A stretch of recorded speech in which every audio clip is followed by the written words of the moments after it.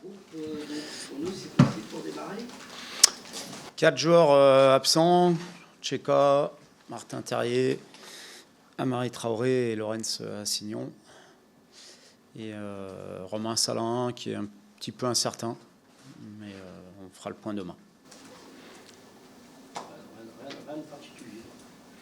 Rien de nouveau, c'est tant mieux. Pas le retour de Christopher Roux et... Si, Christopher rentre, Kali rentre, Lovro rentre. Voilà, tous ceux que je n'ai pas cités sont présents. Comment vous avez travaillé cette semaine Bien. En pensant évidemment à ce déplacement, il faut un peu casser, on imagine, cette spirale à l'extérieur. Ouais, j'ai pas. Enfin, pour moi, c'est pas ce qui m'anime en priorité. C'est surtout de. On a travaillé par rapport à ce qu'on devait améliorer. Et ça fait du bien d'avoir une semaine complète et assez longue justement pour le faire. Ça nous change des semaines où il y a beaucoup de matchs et où on ne peut pas forcément faire beaucoup de travail tactique. Là, on a pu le faire notamment mardi, mercredi et jeudi. Donc, il y a eu beaucoup de choses de travailler. On s'attelle à progresser. Et ça s'est bien passé.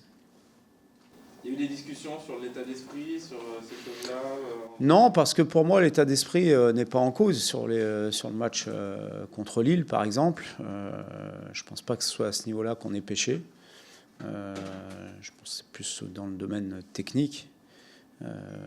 Mais je n'ai pas de reproche à faire sur l'investissement des joueurs sur le match contre Lille et ni à l'entraînement sur ce que je vois tous les jours.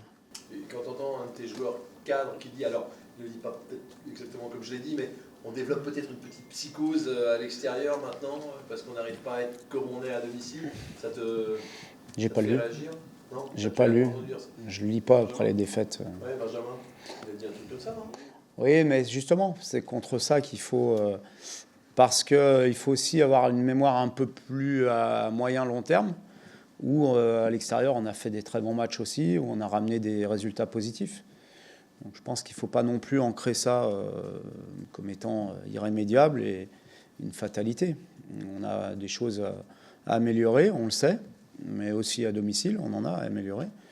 Et on doit travailler dans ce sens-là, mais pas en ayant une épée de Damoclès au-dessus de nous à chaque fois qu'on joue un match hors de nos bases. Ça aurait peut-être été plus facile de rencontrer Toulouse il y a quelques semaines, quelques mois là. Toulouse en ce moment, ça marche presque sur l'eau, c'est assez impressionnant. Comment tu vois ton adversaire?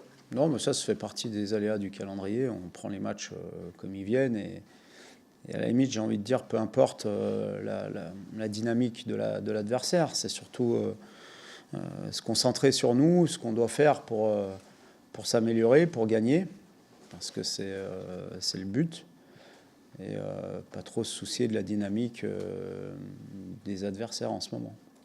Ce qu'il va falloir mettre à Toulouse, c'est une équipe qui met beaucoup d'enthousiasme à domicile notamment, qui met beaucoup de buts aussi. Sur quoi vous devez être intransigeant? C'est un peu toujours la même chose. On peut imaginer que le match sera avec une possession en notre faveur. Et si vous avez bien regardé le match contre Reims en coupe, des transitions, des attaques rapides, des joueurs qui sont capables de faire des très bonnes passes avec des attaquants qui prennent énormément la profondeur. Donc on peut penser, mais aussi une équipe qui presse assez haut, à domicile notamment. Je me souviens du match aller où c'était un match très ouvert d'ailleurs, avec des blocs très vite assez coupés en deux. Donc on peut s'attendre au même genre de match. Voilà, donc on est prévenu, c'est à nous maintenant de se préparer en conséquence. Quand on voit les caractéristiques de tes joueurs, on a l'impression que tactiquement, malgré toi, tu es toujours un peu obligé de déshabiller Pierre pour habiller Paul, des milieux qui ont la sensation préfèrent jouer à 3, sauf qu'il y a des attaquants qui préfèrent jouer à 2. Enfin, est-ce que tu as un petit souci avec ça, justement, sur ces profils de joueurs en ce moment? Non, le groupe est constitué de cette manière. Ça nous permet aussi si on veut voir le côté positif, d'évoluer dans différents systèmes. Après, il y a des choix à faire de systèmes, de joueurs, suivant la forme des uns et des autres, suivant l'adversaire, suivant la dynamique. Mais ça me laisse plusieurs possibilités et je trouve que c'est plutôt une bonne chose. Tu parlais d'une longue semaine de travail. Est-ce que dans une semaine comme ça, on travaille que le match du dimanche ou est-ce qu'on pense déjà à la Coupe d'Europe? Non, on s'est concentré sur le match du dimanche. Chaque match a sa vérité et on dit souvent que le match le plus important est celui qui arrive. Donc je ne me suis pas projeté sur le bloc parce qu'on a 5 matchs, même si on veut rentrer dans une problématique de bloc. On a 5 matchs à jouer en une quinzaine de jours, mais celui qui est le plus important, c'est celui de dimanche. Au niveau pour l'instant. Samedi dernier, on a eu l'impression qu'il y avait une différence entre vous et Lille. Au niveau athlétique, ouais. ouais. Est-ce que tu as l'impression que ton équipe a du retard ou alors que c'était sa force l'an dernier aussi, la dimension athlétique? Est-ce que tu as l'impression d'être un peu en retard peut-être ou pas? Je sais pas. Je pense que c'est surtout aussi parce que techniquement, en deuxième mi-temps, on a rendu très vite les ballons, ce qui fait qu'on a beaucoup plus couru qu'après le ballon. On sait que c'est plus difficile de faire les efforts sans ballon qu'avec ballon, mentalement. Et que c'est peut-être pour ça qu'on a eu cette impression. Maintenant, il y a aussi des explications avec des joueurs qui arrivent, avec des joueurs qui reviennent de blessures, donc forcément qui ne sont pas encore dans un état de forme optimum. Mais je pense que c'est surtout sur l'aspect technique qu'on a pêché en deuxième mi-temps face à Lille. Et puis aussi parce que les moments clés du match n'ont pas été en notre faveur, parce qu'il y a plusieurs moments où on peut mener 2-0, que ce soit en première mi-temps ou en deuxième mi-temps, même si Lille était plutôt dans un temps fort à ce moment-là. Mais on a les situations pour mener 2-0. Et on sait que dans ces matchs-là où c'est serré, souvent ça bascule là-dessus. Donc il faut garder de la confiance. Il faut, je pense, se libérer aussi davantage que ce qu'on a pu être sur la deuxième mi-temps. Et puis ça va revenir. C'est plus dur pour ton équipe, ce sont des leaders techniques qui sont des leaders athlétiques aussi, que sont Amari et Martin, quoi. C'est sûr qu'on a quand même 3 joueurs très importants qui sont absents. Amari, qui est notre capitaine, qui techniquement est aussi un joueur capable sous pression de ressortir des ballons sans s'affoler. Tcheka au milieu de terrain, qui est aussi un joueur d'expérience, qui techniquement est aussi capable sous pression de ressortir. Et ne parlons pas de Martin, qui est certainement un des joueurs de Ligue 1 qui a le plus de possibilités sous pression de sortir. Et dans le volume athlétique aussi. Donc, mais une fois qu'on a dit ça, ils ne sont plus là pour l'instant. Pour Martin, on sait qu'il ne sera plus jusqu'à la fin de saison. Pour Tcheka et Ama, ils vont revenir. Donc on doit compenser et on a les joueurs pour le faire. Donc il faut positiver par rapport à tout ça. Les données athlétiques de tes joueurs sont... Non, elles ne sont pas en baisse. Elles sont dans les standards de ce qu'on a l'habitude de faire. Là, on a fait plus d'efforts en deuxième mi-temps sans ballon. Mais c'est un peu normal puisqu'on leur a rendu très vite. Tu évoquais récemment les résultats de manière assez récurrente, pas très bons pour le Stade Rennais en août et en janvier. Est-ce que ça pourrait être aussi la conséquence peut-être de préparation physique assez costaud, dur à digérer, mais qui vous permettent peut-être aussi... On se pose la question. On essaie d'évaluer ça aussi, comme d'autres pistes. Pour l'instant, on n'a pas forcément les réponses. Mais je constate aussi que d'autres équipes ont une période un peu moins bien, avec des blessés, avec des joueurs en méforme. Donc c'est pas une consolation, mais on n'est pas les seuls. Donc il y a peut-être d'autres explications aussi. Cette longue semaine de préparation, ça t'a permis de voir sans doute mieux Spence d'un côté puis Salah de l'autre. Comment ils te sont apparus et est-ce que tu trouves qu'ils s'adaptent bien, qu'ils vont vite, qu'ils peuvent être vite au diapason? Ce sont des joueurs qui sont tout nouveaux, à qui on demande des choses aussi un petit peu différentes de ce qu'ils avaient l'habitude. Mais bon, ils ont envie de travailler, ils ont envie d'avancer, donc on va gagner du temps, mais c'est pas en une semaine qu'on peut les intégrer complètement au projet de jeu qu'on a, et il faut un peu plus de temps que ça. Bon, pour Jed Spence, on n'en a pas beaucoup, parce que c'est notre seul latéral droit aujourd'hui disponible. Pour Salah, c'est un peu différent, parce que j'ai plus de solutions devant, donc ça me permet d'avoir un peu plus de temps avec lui pour le faire assimiler tout ce qu'il doit assimiler. Devant, notamment, il y a Arnaud qui est revenu. C'est une Oui. association que tu attends beaucoup, celle d'Arnaud et d'Amine devant. Oui, ils sont très complémentaires, ça fonctionne bien. Amine est dans une bonne période aussi. Et Arnaud va nous amener ce qui fait ses forces, à la fois ses qualités de buteur, mais aussi de joueur qui prend beaucoup les espaces et qui ouvre beaucoup les espaces pour d'autres joueurs aussi, parfois pour lui, parfois pour d'autres. Donc j'attends beaucoup de cette association. qualification, mais c'est plus globalement, collectivement, que j'attends plus de mon équipe sur la durée du match. Parce je pense qu'on fait des bonnes périodes, mais on a du mal à garder un niveau constant pendant 1h30. C'est ce qui vous manque aujourd'hui pour être Oui. un peu plus haut dans le classement? Oui, je pense. Je pense, même si ça aussi, il faut le relativiser. Et il faut toujours recontextualiser le classement. Aujourd'hui, on a 40 points. L'année dernière, à la même époque, on en avait 34. Et on avait donc 6 points de moins. Ce qui veut dire que notre parcours est quand même plutôt très positif. Il fallait attendre, je crois, la 25e journée ou après la 25e journée pour qu'on ait 40 points l'année dernière. Donc ça montre aussi que notre parcours est bon. Effectivement, en ce moment, on a un peu plus de difficultés, mais si on analyse globalement le parcours de l'équipe dans les temps de l'année dernière, au même moment, on a 6 points de plus. Donc, vous voyez qu'il faut quand même aussi relativiser. Est-ce qu'il ne faut pas aussi relativiser ça par le fait qu'on a le sentiment qu'il y a quand même un championnat qui est beaucoup plus faible en bas et que les équipes du haut prennent tous les points? Est-ce que c'est pas forcément anormal que vous ne preniez pas plus en 2 points comme peut faire Lens ou Marseille Non, je pense pas. Je pense pas que le championnat soit plus faible en bas. Je pense que les équipes sont de mieux en mieux préparées. Qu'il y a une vraie. On voit bien que même les équipes de haut tableau ne gagnent pas les matchs facilement face à celles d'en bas. Il y a des résultats dernièrement qui montrent le contraire.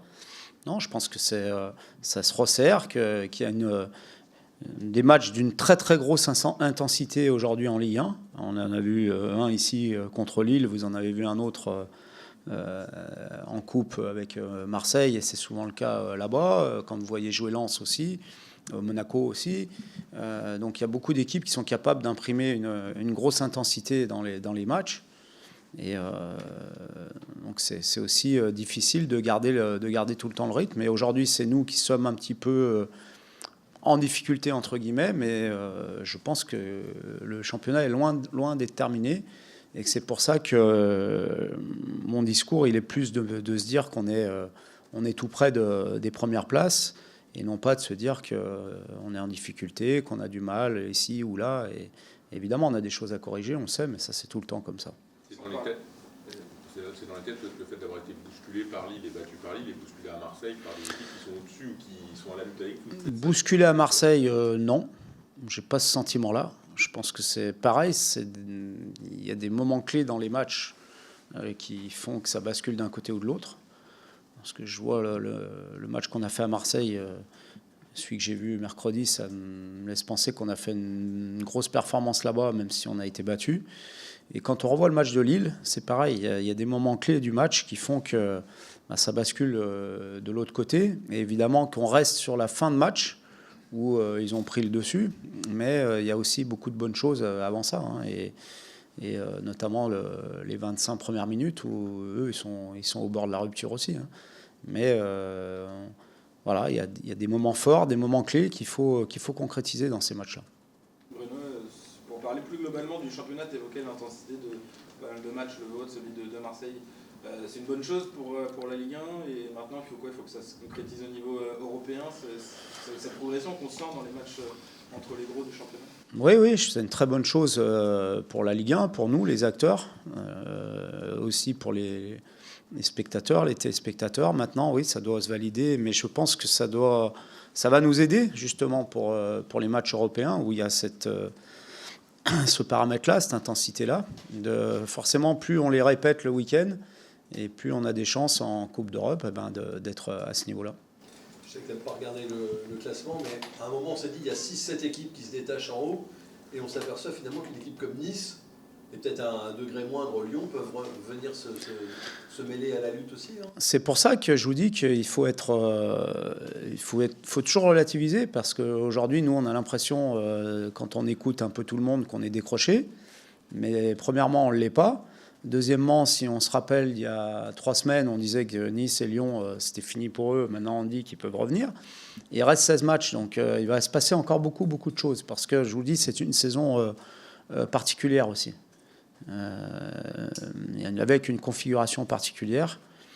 Donc, ce seront les équipes qui ont le plus de régularité. Et pour avoir la régularité, il faut avoir le mental.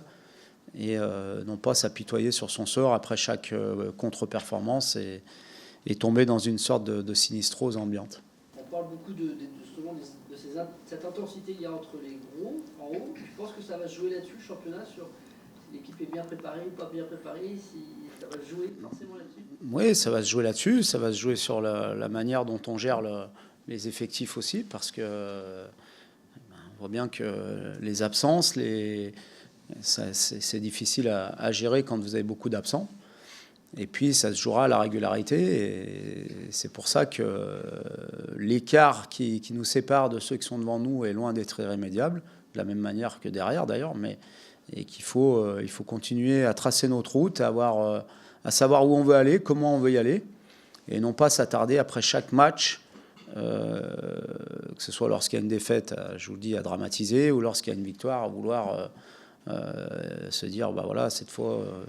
on est sûr de finir dans les 4 premiers, on a largué un tel. C'est pas comme ça l'analyse du championnat. Bruno, est-ce que tu penses que ton équipe a le mental de champion suffisant pour avoir cette régularité de 90 minutes comme tu l'attends? Parce que c'est souvent ce qui fait la marque des grandes équipes. Tu sens ce groupe capable de ça? Peut-être que pour l'instant, il nous manque un ou deux cadres. J'attends le retour d'Amari, notamment, qui est quelqu'un de très important dans ce domaine-là, entre autres. Mais on a la qualité pour le faire, et ça sera aussi à nous, le staff, d'insuffler ça au groupe.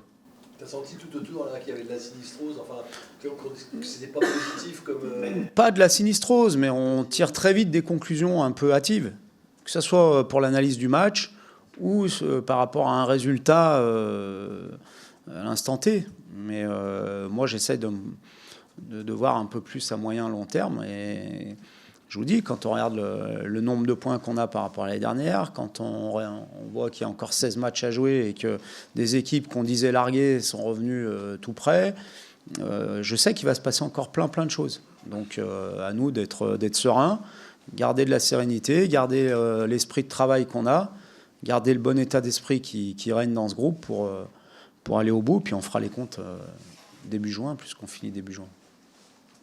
Arnaud, déjà, comment ça va physiquement? Tu as repris quelques minutes récemment après cette blessure contre Paris. Ça va. Là, j'ai pu faire ma première semaine complète, on va dire, depuis ma reprise, et ça va très bien. Ouais, j'ai fait des bonnes séances, des bonnes données. Je sens que aussi mentalement, je me sens très très bien. Il n'y a pas de doute qui s'installe de par ma blessure ou quoi que ce soit. Donc, je sens que je retrouve un peu mes forces et ça va bien se passer. On a senti que sur le moment, elle t'a sans doute un peu frustré, cette blessure contre Paris, parce que tu te mettais à enchaîner des bons matchs très consistants, et je pense que tu le sentais aussi. Ça a été dur de ce petit coup d'arrêt, même si ça n'a pas été une blessure, on va dire, longue durée. Il y avait beaucoup de choses à prendre en compte à ce moment-là. Il y avait le match, on faisait un très bon match face à Paris. Le contexte aussi pas de rechuter, mais d'avoir une autre blessure aussi. C'est pas quelque chose qui est forcément facile à vivre, et d'autant plus quand c'est ma première saison où j'enchaîne de blessures comme celle-ci. Donc ma réaction était comme celle-là, mais après j'ai su me dire que voilà, c'était pas non plus très grave et qu'il fallait rester concentré parce que j'allais revenir très très vite.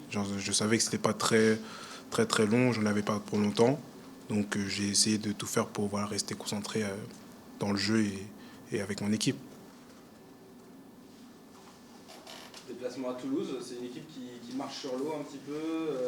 Vous faites un petit peu des résultats en dents de scie. De votre côté, il est particulièrement important et surtout dangereux, j'imagine, ce déplacement-là.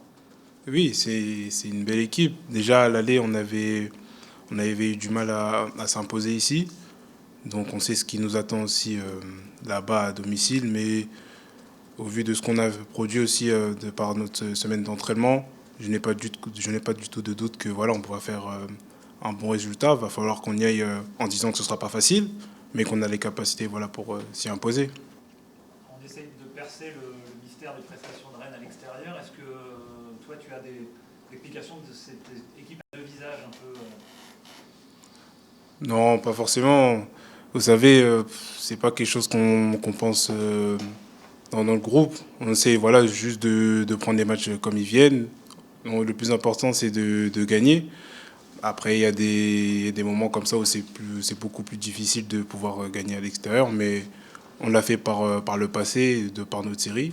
Donc, je sais qu'on en est capable. Donc, il ne faut pas non plus, je pense, s'attarder là-dessus et se dire qu'on a un problème à gagner à l'extérieur. Non, c'est se dire, voilà, on prend les matchs comme ils viennent et ça va passer. Tu sens pas une certaine appréhension dans la préparation de ces rencontres à l'extérieur par rapport à celle à domicile? Non, pas du tout. Comme je vous ai dit, on a fait une très belle séance hier. On a fait une bonne semaine.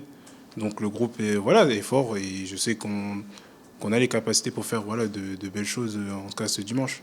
Pour toi, il faut être aussi ambitieux qu'à domicile. Donc, alors, il faut peut-être être un petit peu plus, je veux dire, moins ambitieux, moins foufou un peu à l'extérieur, comme vous pouvez l'être des fois à domicile. Non, il faut garder notre style. Voilà, on sait qu'on a un jeu qui est porté vers l'avant. Il faut toujours se dire qu'on va pratiquer notre football, que ce soit à domicile ou à l'extérieur. Je ne pense pas que le domicile ou l'extérieur change quelque chose. C'est juste se dire qu'il faut s'adapter par rapport aussi à l'adversaire. Mais dans le jeu ou dans l'animation, je ne pense pas qu'on doit avoir de doute là-dessus. Tu as senti que le coach, cette semaine, il voulait faire passer de la sérénité, de la positivité par rapport à ce qu'on peut entendre ou voir autour des prestations, hein? Oui, énormément. On a essayé de dédramatiser en se disant que c'est une période qui arrive à toutes les équipes durant la saison. Là, c'est la nôtre. Donc, il faut rester surtout, je pense, unis entre nous. C'est ce qu'on a su faire durant ce mois de janvier. Et maintenant, on a l'occasion d'inverser la tendance ce dimanche. Et c'est ce qu'on va faire, en tout cas. Mais il y avait besoin de cette positive attitude du coach et du groupe. Il y avait, je sais pas, samedi après le match, vous étiez abattu, il y avait des distensions, c'était quoi?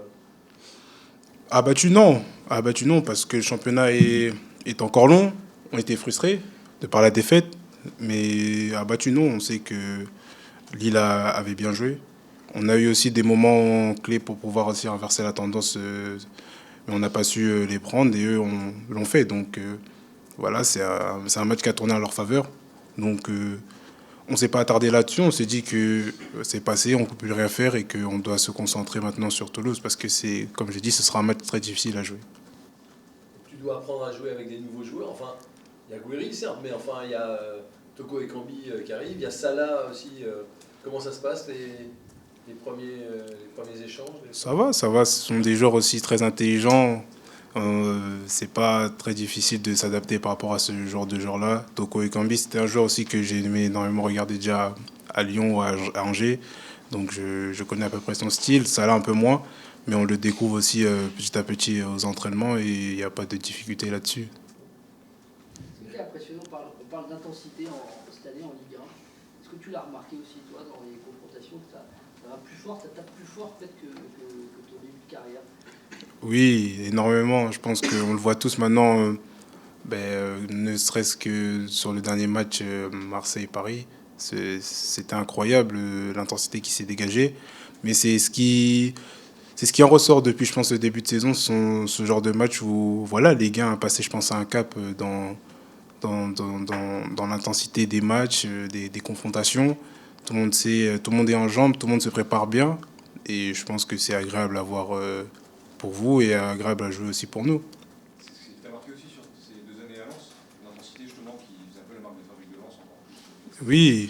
Oui, à ce moment-là déjà il y avait énormément d'équipes aussi qui pratiquaient un jeu avec beaucoup d'intensité. Il y avait l'AS Monaco aussi qui était très bon là-dessus. Donc franchement moi ça ne m'étonne pas de comment avance le championnat et comment évoluent les matchs aussi sur ces dernières années. Et comme je vous ai dit, on prend énormément de plaisir à jouer ce genre de match.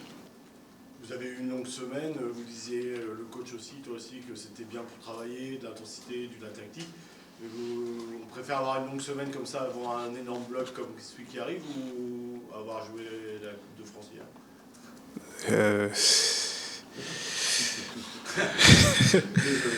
Non, on est des compétiteurs. Donc bien sûr que j'aurais préféré jouer la Coupe de France, mais ce qui est fait est fait, on ne peut pas revenir là-dessus. Mais c'est aussi important d'avoir ces semaines-là parce qu'on va avoir de nombreuses échéances à venir, la Coupe d'Europe, le championnat aussi qui va être d'autant plus compliqué. Donc c'est bien aussi, c'est bien de prendre ce genre de semaine de travail et, afin de créer aussi d'énormes automatismes parce qu'on a énormément de blessés en ce moment, donc des joueurs qui rentrent aussi dans le 11 et il faut créer tous ces liens-là. Comment tu juges tes performances depuis que tu es arrivé? On juge souvent les attaquants sur leur but, évidemment. Le coach loue aussi souvent ton travail invisible, que parfois on n'arrive pas forcément à voir au premier coup d'œil. Comment tu juges ta saison? Je pense que depuis la reprise en décembre, je pense que j'étais sur une bonne lancée. Je me sentais beaucoup mieux dans le jeu, beaucoup mieux dans mes inspirations, dans mes déplacements, qui étaient beaucoup plus compliqués aussi au début, avec le changement, l'adaptation, la coupure aussi avec les blessures. Donc il y a énormément de choses qui font que cette saison, je ne sois pas forcément le plus performant au niveau statistique, mais comme vous l'avez dit et comme le coach le disait aussi, c'est que je fais aussi d'énormes travail invisible qui ne se voit pas forcément. Mais moi, je sais que voilà, je sais ce dont je suis capable, je ne doute pas non plus. Je sais que ça va revenir. Si je l'ai déjà fait, c'est que j'en ai les capacités. Donc, déjà, ce qui est le plus important, c'est que l'équipe gagne et les résultats, et après, le reste va suivre. Il y a Paris qui joue cette semaine en Ligue des Champions contre le Bayern. Vous avez joué avec Messi, notamment au PSG, en finale du Trophée des Champions. Un PSG sans Messi, comme ça pourrait être le cas cette semaine, même si manifestement il pourrait revenir jouer, ça change grand-chose? Après, on parle d'un joueur qui a marqué l'histoire du foot. Il est le meilleur joueur de tous les temps. Donc il y a forcément, c'est toujours compliqué de jouer, de se passer de ce genre de joueur-là. Après, Paris a des ressources. Paris a des ressources et j'espère qu'en tout cas, ils feront un bon match cette semaine face au Bayern, parce que ce serait bien pour le football français que le Cup puisse passer. Il ne se présente pas dans les meilleures conditions.